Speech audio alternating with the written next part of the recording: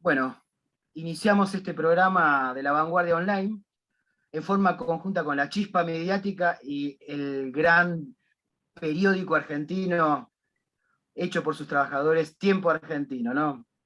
Aquí está Ricardo Romero por La Vanguardia Online y Verónica Baston por La Chispa Mediática y Cristian Boyanowski Bazán por Tiempo Argentino. Estamos esperando el ingreso de Ariel Basteiro, quien está demorado allá en las calles de Bolivia. Me dijo recién que iba a ingresar en 5 minutos, así que vamos a ir adaptando esta entrevista.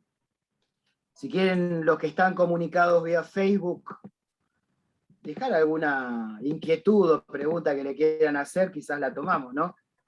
Podemos ser creativos en eso. Y bueno, ¿no? ¿Cómo anda Verónica Baston? ¿Qué tal? Muy bien, muchísimas gracias por esta invitación. Agradezco también a Tejiendo Nuestra Historia que nos respalda en este evento y acá al compañero Cristian Boyanowski Bazán, a vos Ricardo y a todo el staff de La Vanguardia Online. De hecho, perdón que te consulte esto, me dice André de Tejiendo Nuestra Historia que no puede entrar al link para retransmitir. Ya se está transmitiendo en vivo, Ricardo. Sí, sí, sí. Ahí yo no sé cómo ponértelo.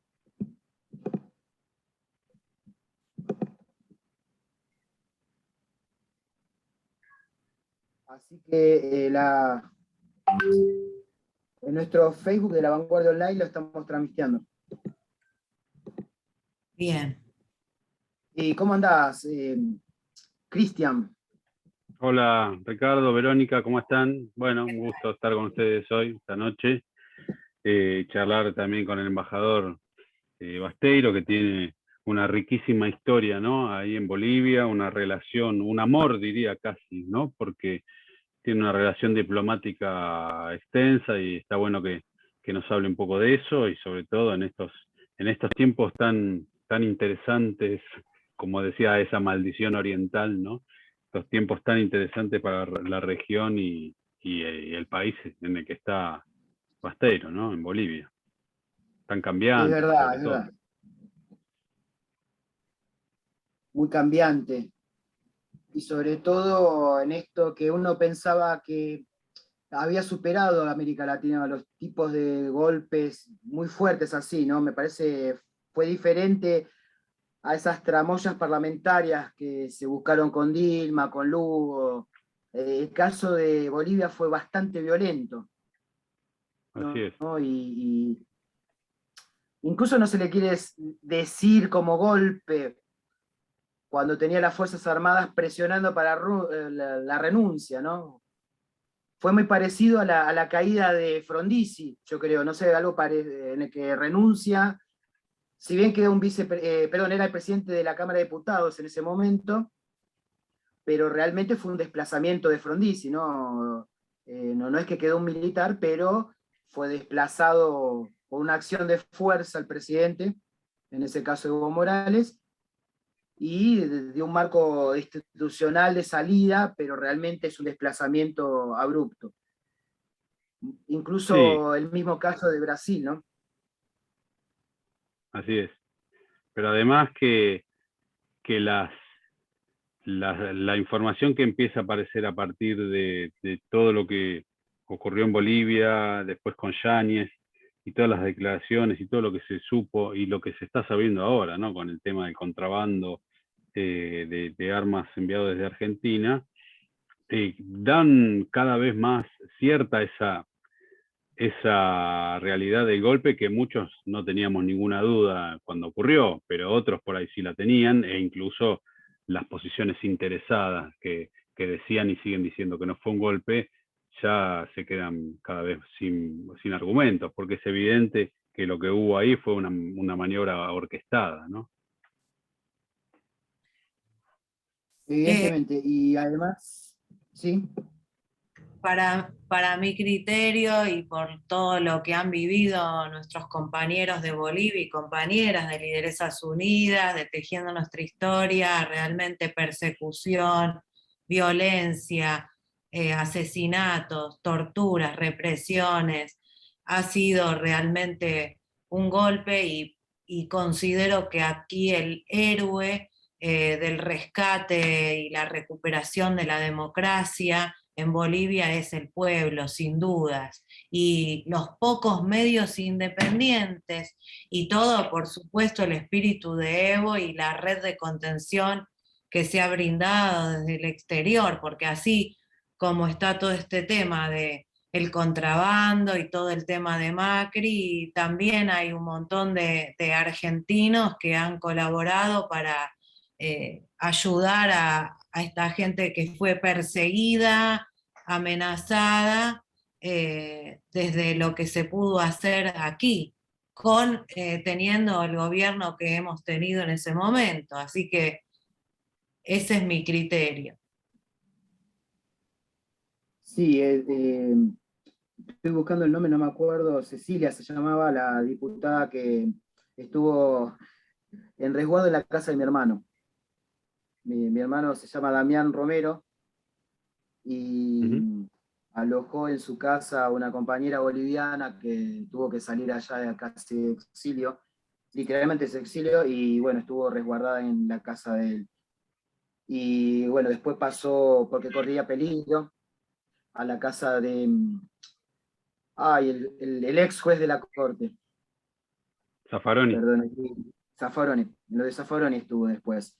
Y por suerte ahora pudo volver a su país, creo que se sumó en la parte de gobierno de Arce, y bueno, están en esta nueva gestión. Bueno, estamos con esta paciencia de esperar a Ariel. Recién hablé con él por teléfono y me estaba diciendo que le complicó llegar y me dio 5 minutos. Estoy buscando el nombre de Cecilia, llamó.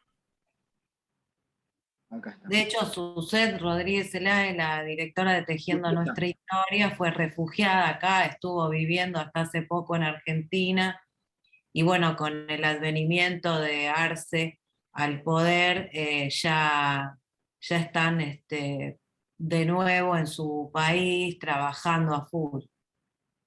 Ahí les mostré a Cecilia Urquieta, que estuvo ahí en la casa de mi hermano. Y bueno, aquí está, lo estamos viendo, nos están viendo Leo Coronel, Facundo Ferro, Esteban Chat, Julia Manticoni, Córdoba, parte de Córdoba están mirando este programa. Gracias por estar ahí presente, acompañar estos proyectos. Y bueno, si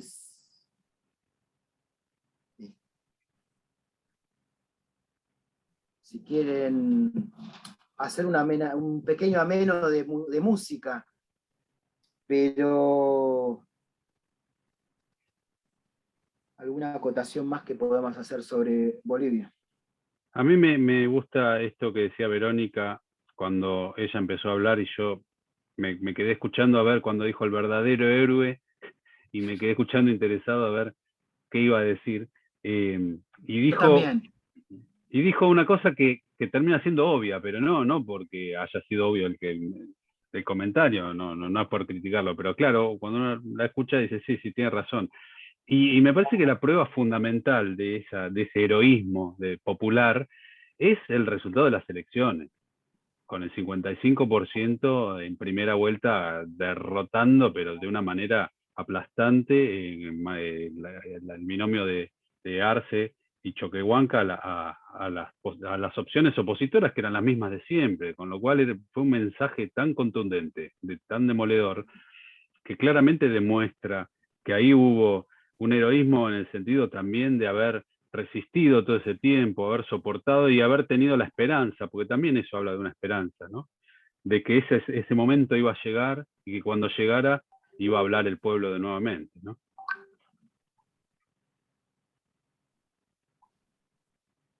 Exactamente.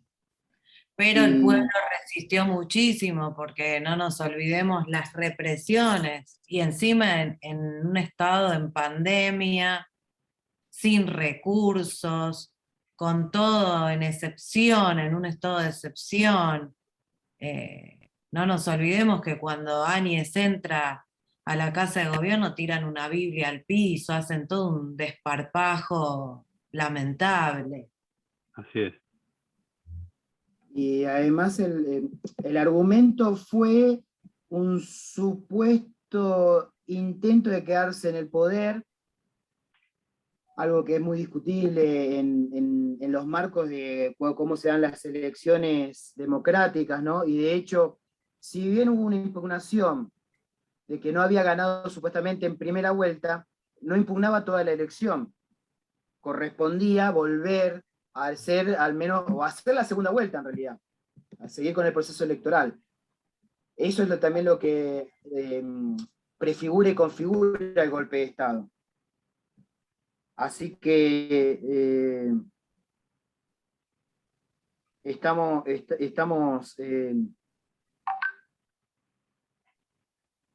viendo este análisis. Bueno, perdón por la tardanza, en realidad.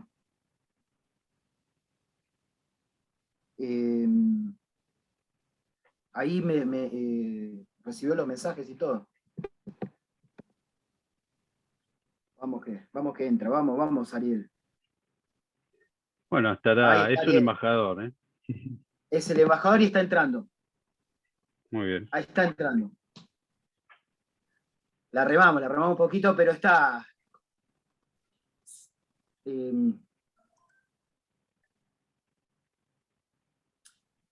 ¿Cómo está, querido embajador argentino en la República Plurinacional de Bolivia?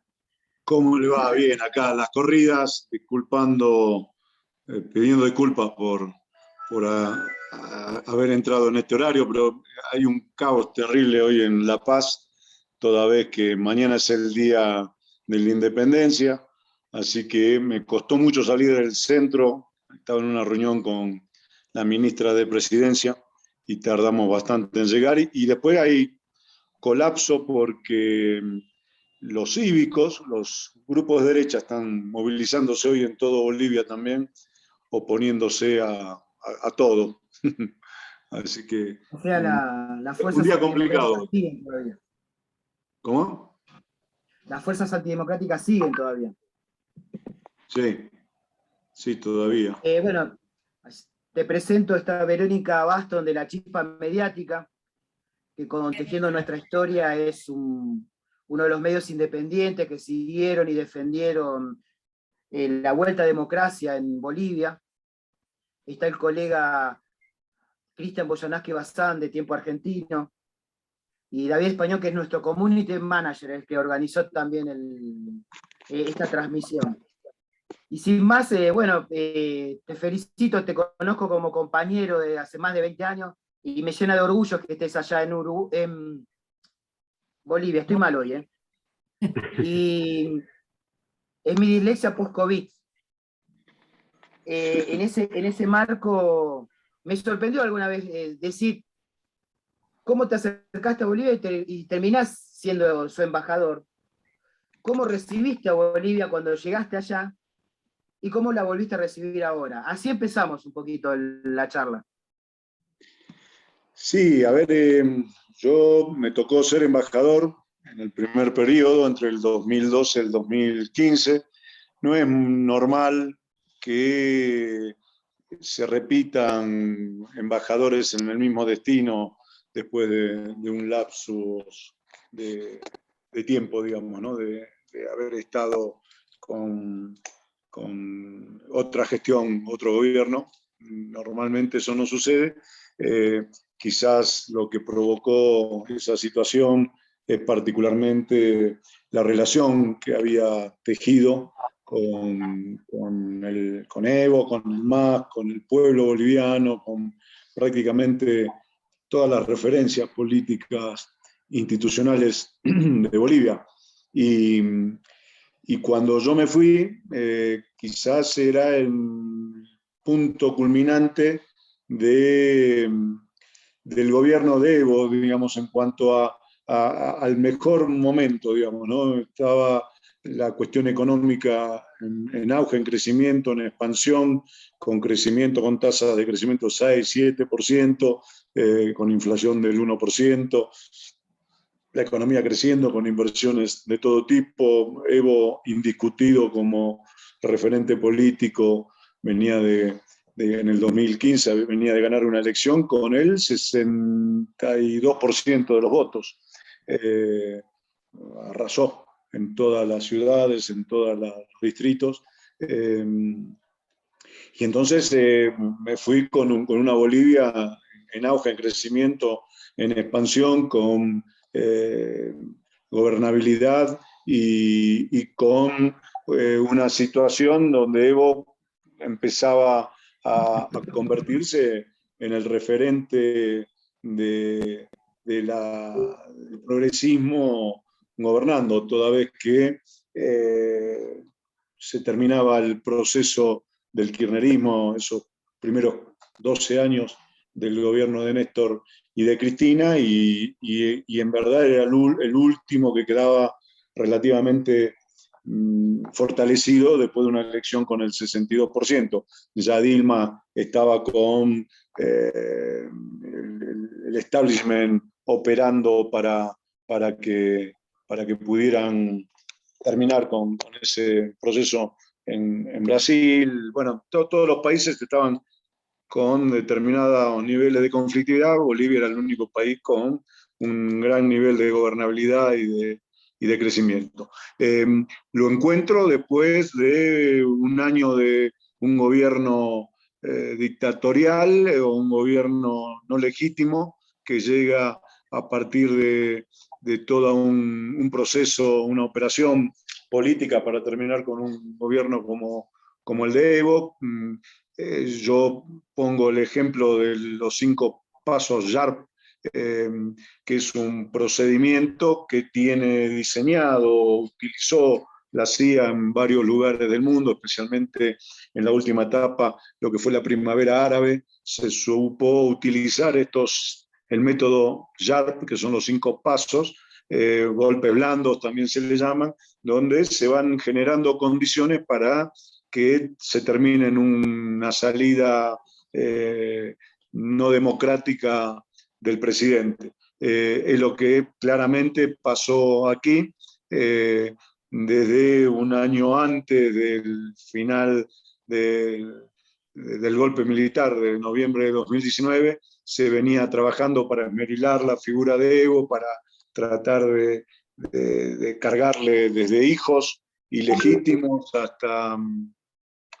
hasta responsabilidades en la cuestión como fue el incendio de la Chiquitanía, algo que estuvo planificado como un hecho para generar condiciones de mostrar un gobierno que, a ver, voy a pasar al otro, voy a pasar sí. a la compu, porque esto a ver. Hola, ahora sí. Volviendo, ahora que voy a apagar acá.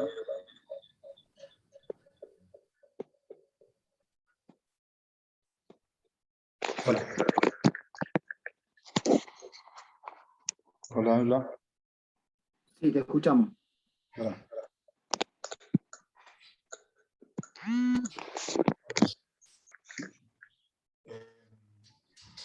Estaba con la DOM, porque llegué hasta que prende esta computadora, tarda mucho tiempo, entonces por eso que arranqué con el teléfono.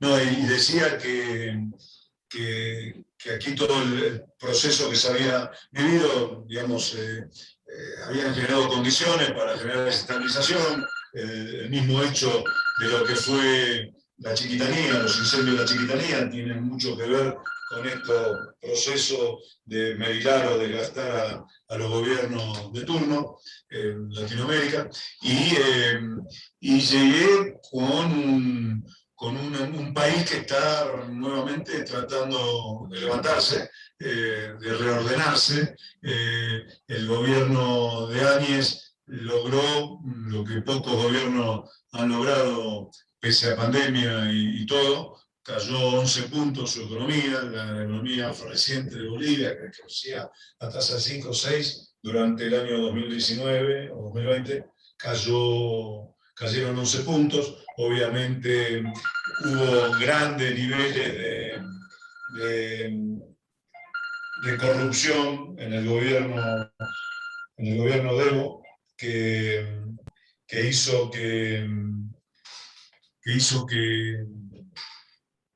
en el gobierno de Evo, en el gobierno de Áñez, grandes niveles de corrupción que generaron un descontento a todo lo otro, ¿no? La falta de democracia, lo que quizás los sectores de derechas o los sectores independientes, que ese voto fluctuante que suele encontrarse en todo proceso político, que quizás, como pasó también en Argentina, querían un cambio porque Evo hacía ya casi 15 años que estaba en el gobierno, querían un cambio, votaron un cambio sin tener mucha conciencia o aceptaron, apoyaron ese golpe institucional, ese golpe militar, eclesiástico, policial, institucional de la derecha boliviana.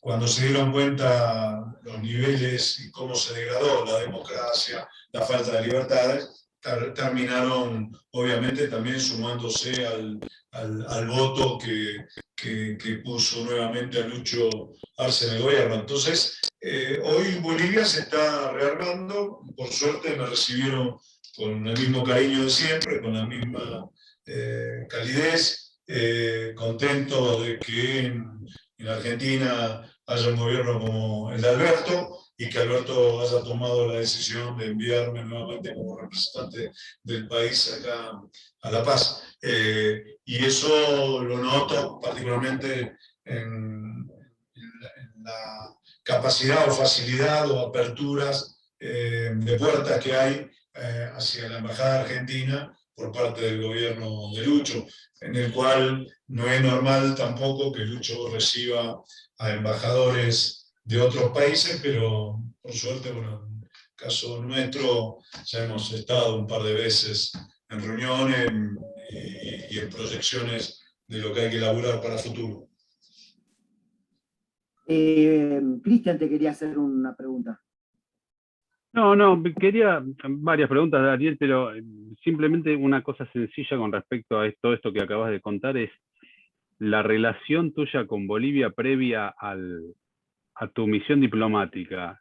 Tiene que ver con, bueno, obviamente el conocimiento que tenés y el interés de político en la región, tiene que ver con algo más personal, con una experiencia previa, familiar, ¿de dónde viene? ¿O simplemente una admiración también por el proceso que se había gestado allá? ¿O pura casualidad, que también vale, ¿no? No, creo que un poco de todo también, un poco de todo. Pero, a ver, hay un elemento fuerte. Sí, siempre tuve un lazo sin tenerlo consciente. Con Bolivia vine varias veces, vine casi conmovedor a todos los procesos electorales.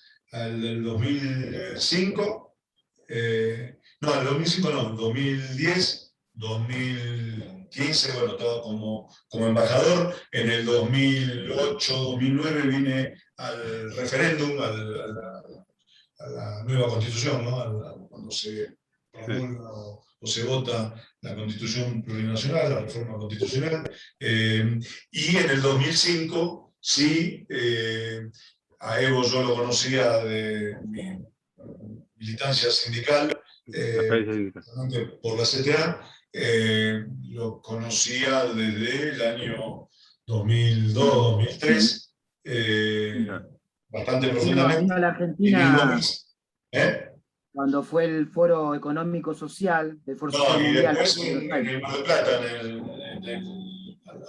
No al ALCA. El Alca también. La cumbre iberoamericana que los movimientos sociales optamos por crear una contracumbre y el No al ALCA. Ahí tuve bastante cercanía, viajamos juntos, nos quedamos, tuvimos prácticamente todo el fin de semana ese en Mar del Plata, compartiendo más de una reunión, y quedó mucha onda, mucho lazo, mucha conexión.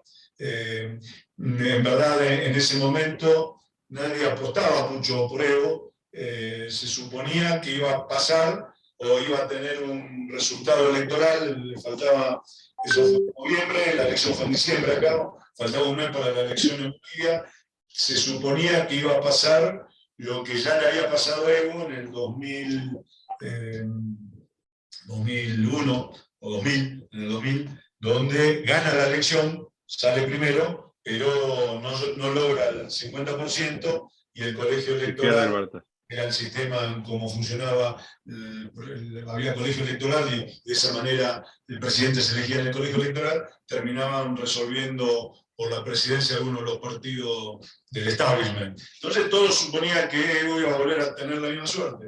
Yo no sé si fue percepción, si fue intuición, jugué a muerte que iba a ganar, nos comprometimos a vernos posteriormente después del triunfo y así fue. Con lo cual, bueno, había una relación estrecha, buena, con Evo, que creo que fue determinante a la hora de que me recibieran también. El otro tema de por qué termino como embajador, es todo una serie de circunstancias que se dan, que a último momento no formo parte de la lista de diputados del año 2011 y posteriormente queda vacante la embajada argentina y fue casi una decisión conjunta de Héctor Timerman, al que apreciaba mucho y lo recuerdo siempre, y de Cristina, que tomaron la determinación en el momento de nombrar un embajador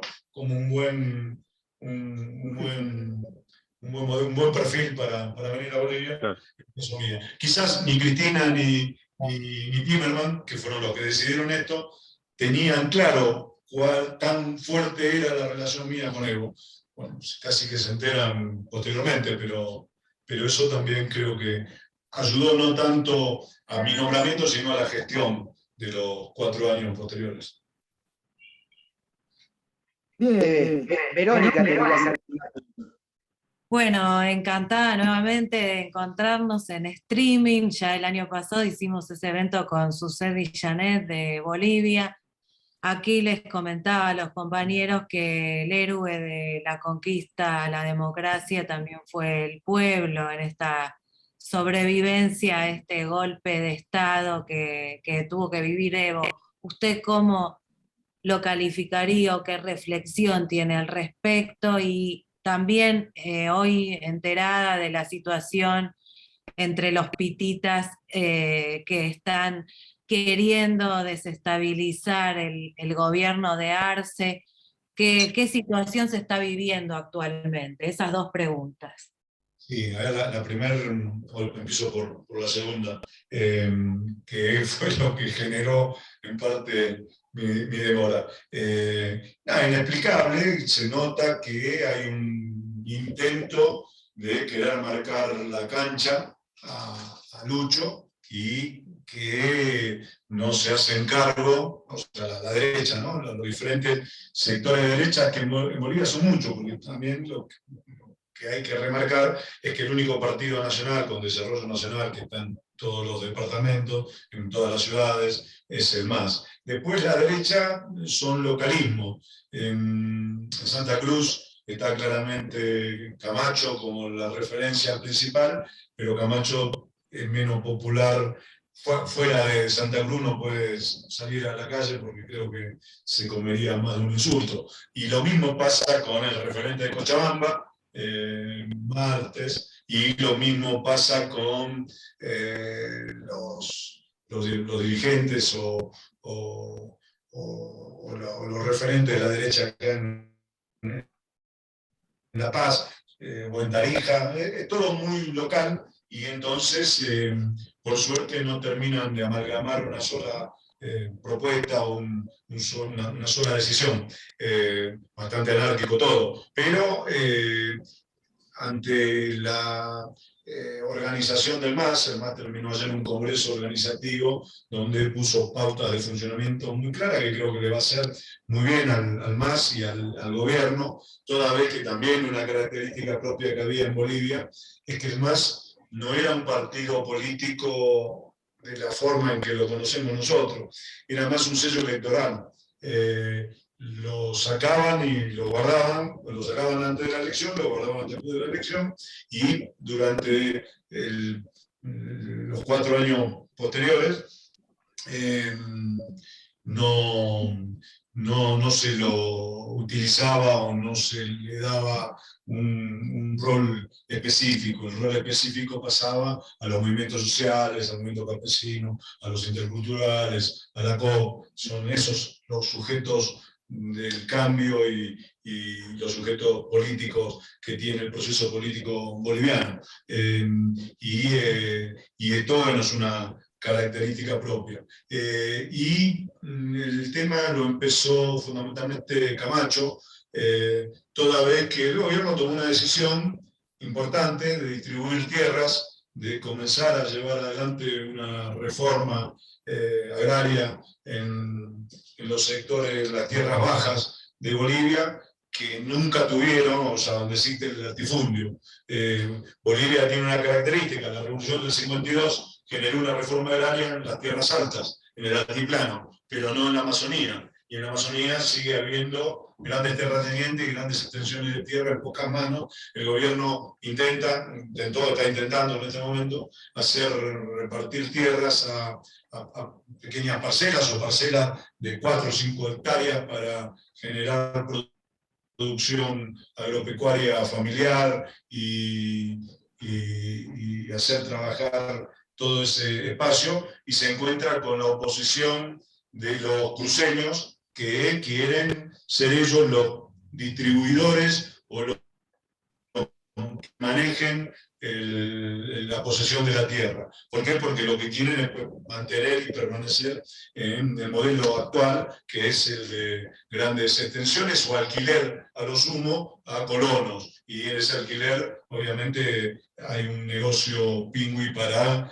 los grandes grupos económicos y fundamentalmente para las grandes familias. Y el otro tema es que el gobierno avanza con el proyecto de judicialmente castigar a los responsables del golpe de Estado de 2019. Entonces hay aproximadamente unos 10 policías y militares todavía en prisión. Está Áñez en prisión, más 3 ministros que eran de su equipo.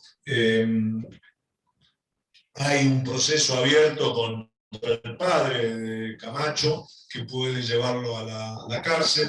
Hoy, en esta semana, la Resistencia Cochala, que era un grupo de choque fascista que funcionó durante el golpe en Cochabamba, ayer metieron preso a 2 de los dirigentes. Entonces están viendo que el gobierno avanza en una purga y en buscar justicia, y estos tipos lo que no quieren justamente es eso. Hoy hay movilizaciones en las grandes ciudades, en todas las ciudades, de los pititas, como se le dice acá, de la derecha, para advertirle al gobierno que pare con la reforma agraria y que pare con la investigación del golpe. 2 cosas que, si vos te pones a analizar, son realmente plausibles por parte del gobierno, son cosas que habría que reivindicar y que todo el mundo debería estar muy contento. Sin embargo, lo utilizan de tal forma para, obviamente, evitar uno de los primeros cambios profundos que quiere llevar adelante Lucho Arce en su gobierno. Ahora se caracterizó por tener que convivir con la pandemia y administrar un poco la crisis, y se le estaba reclamando alguna medida de peso importante. Ahora que intenta imponerla, genera esta reacción. Creo que pese a eso, creo que no va a haber mayor niveles de conflictividad, porque salvo Santa Cruz, es limitado el desarrollo de estos sectores de la derecha. ¿Y la otra pregunta que me hiciste, cuál era? Bueno, un poco está todo contestado ya. El tema de que el pueblo ha sido el héroe de resistencia en ese tiempo del golpe de Estado. Pero ya lo dijimos, ahí lo mencionaste con el tema de la pandemia y todo eso.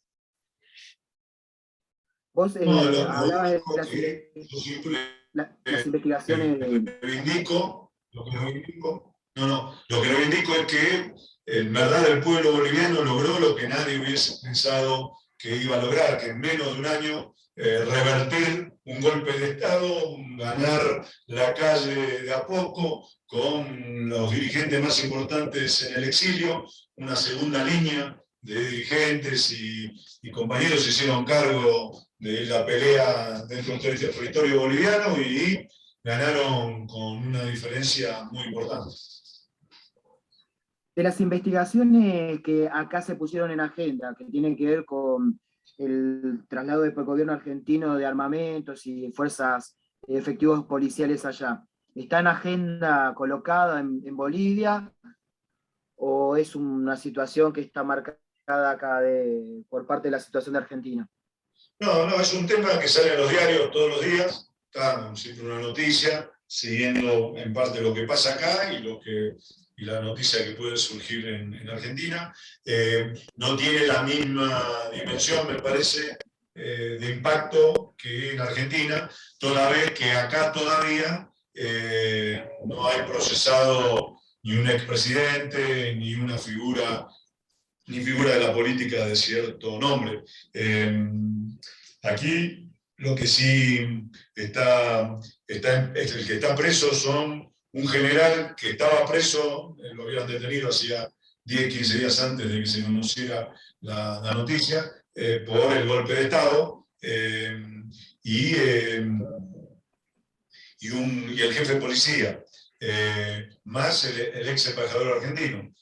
Son los tres que están imputados, procesados en el expediente que se abrió en Bolivia por tráfico de armas. En Argentina, los nombres que integran ese listado de imputados es mucho más poderoso, más importante, por ende, lógicamente, en Argentina tiene un poco más de relevancia la noticia. Pero, ya digo, todos los días salen los diarios, hay consultas, se habla en la televisión, se habla en la radio, con lo cual sí, está muy atento la sociedad boliviana también a lo que pasó con el envío de armas desde Argentina. Y obviamente mucho más los familiares de las víctimas o aquellos que fueron víctimas, ya sea porque terminaron presos, porque terminaron heridos con balas de goma, porque terminaron muertos, la familia de los fallecidos, los que estuvieron en el exilio. Todo eso, a esos les genera particularmente una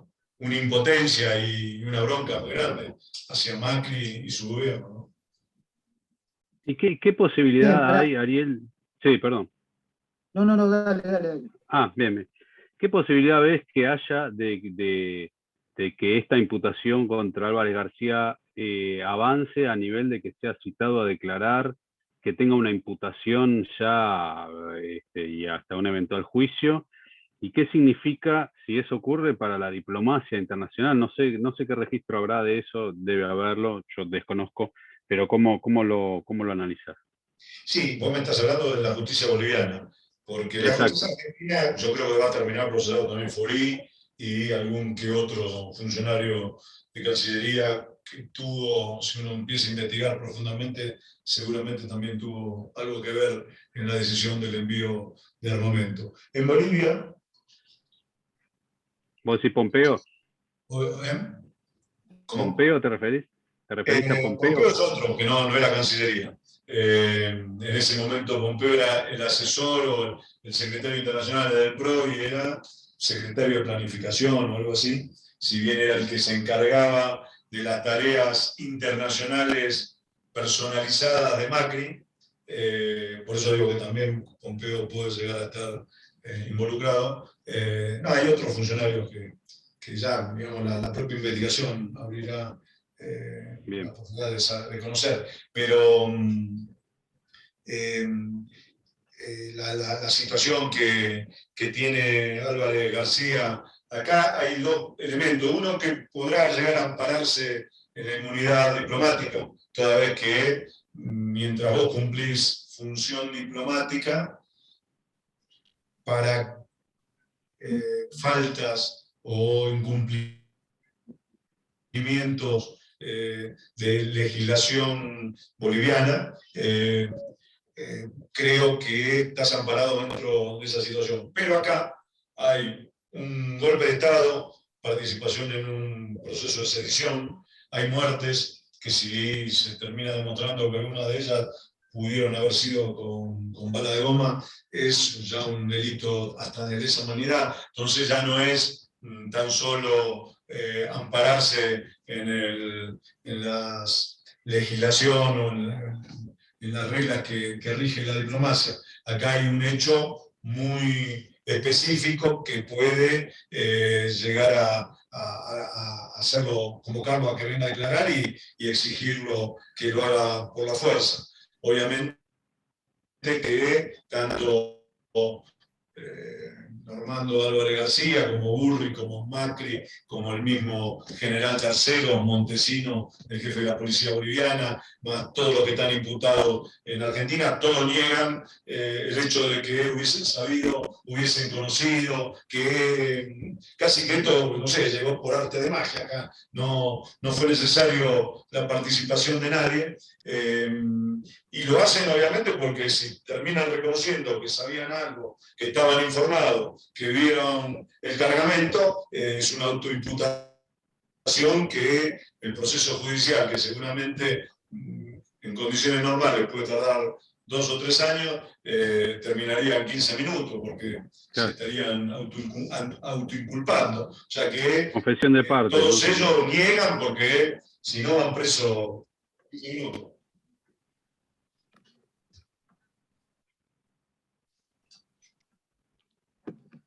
Bien, estoy tratando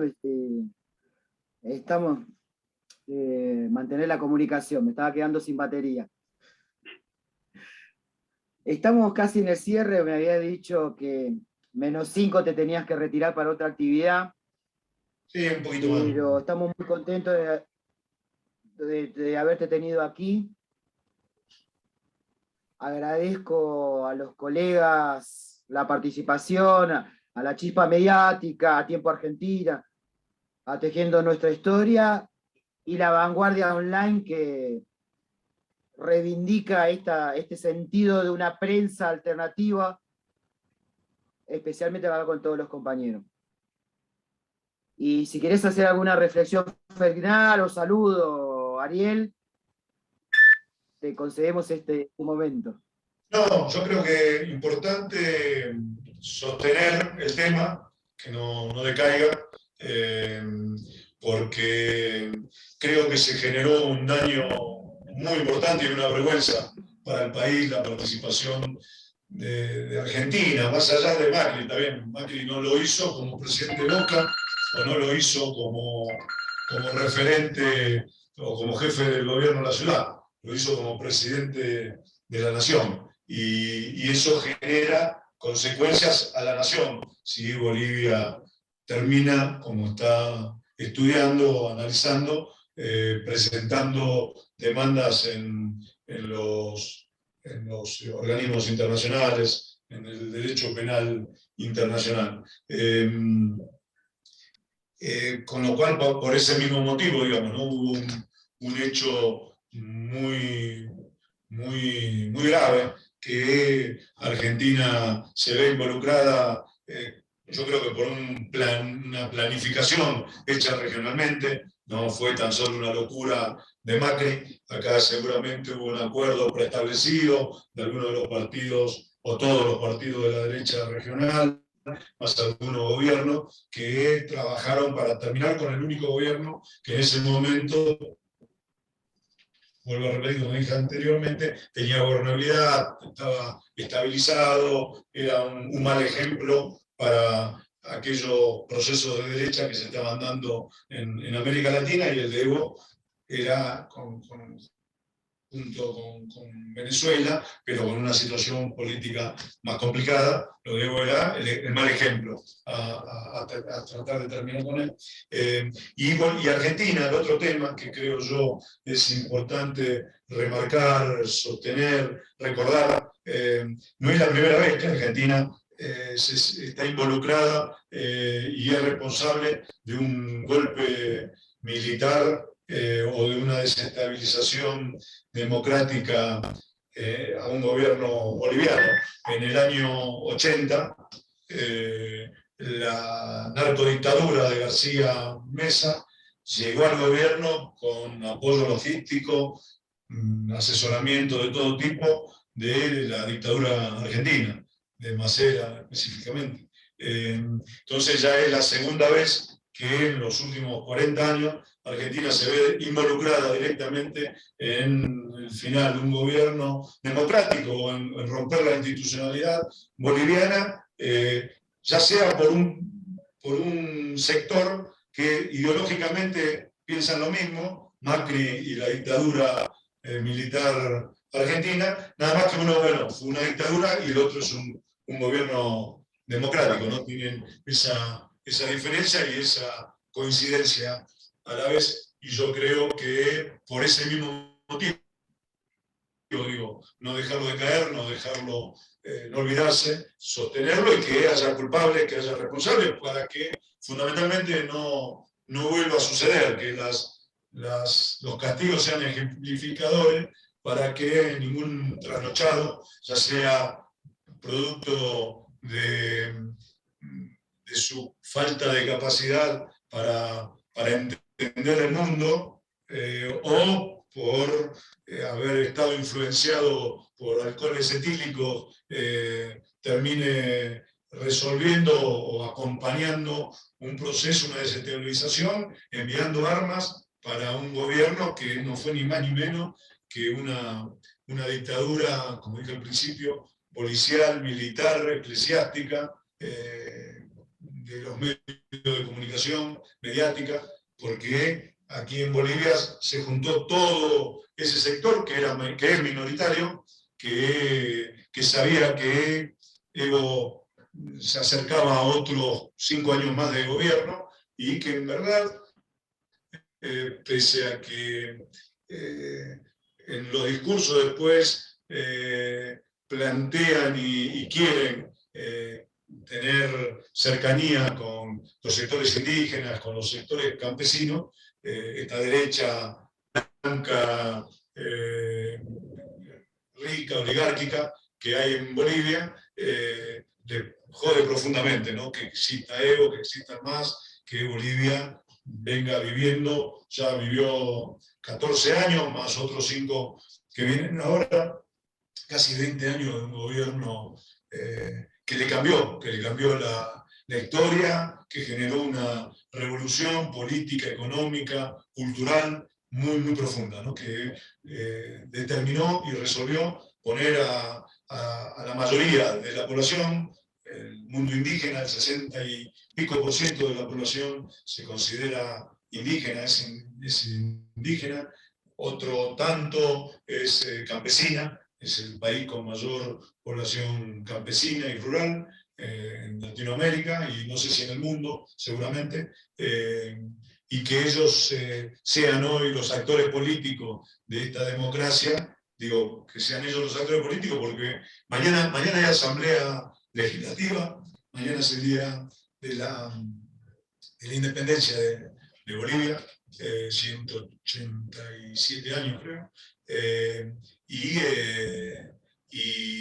Y mañana en esa asamblea legislativa realmente es un espectáculo muy lindo, vistoso, pero también emocionante, porque ahí se ve la cantidad de pluriculturalidad que tiene Bolivia, ¿no? Ahí se ven todos los sectores con sus respectivos sombreros, que son muy diferentes y muy coloridos a la vez, con sus diferentes ropas, y se ve la pluralidad ahí en esa asamblea legislativa.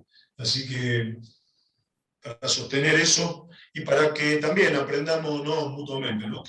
Que nosotros tomemos algunos ejemplos que tenemos que tomar de Bolivia y que Bolivia también tome las capacidades y los ejemplos que podemos tener en Argentina. En esa tarea es la que me encuentro involucrado para juntar, unificar esas dos realidades y desarrollarlas juntos, ¿no? Potenciarlas.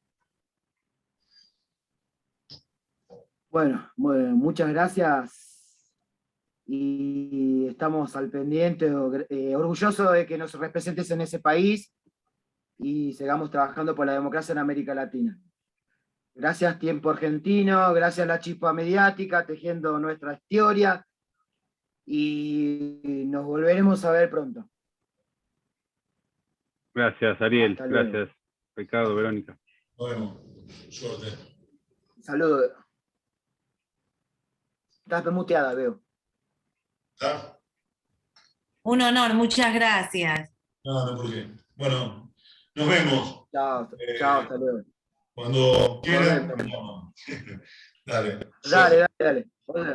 Tomamos la palabra. Dale.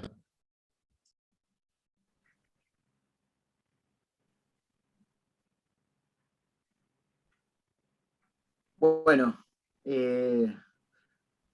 compañera Vero, te pido mil disculpas y te juro Está que hice bien, mil disculpas. sí, no te preocupes, estamos en vivo todavía. Bueno, porque en Chispa Porque Mediática no no pudo salió por transmitir la en vivo. Chispa Mediática. Pero ahora vamos a bajarlo a YouTube. Vale, pero vamos a bajarlo, vamos a subirlo al YouTube. Y ahí lo va Bueno, a tener la Chispa Bueno, Mediática entonces- y tejiendo nuestra historia. ahora voy a la Chispa Mediática a avisar que ya estaremos subiéndolo en breve y a pedir disculpas a la audiencia. Les agradezco, un honor, y bueno, nos seguimos comunicando.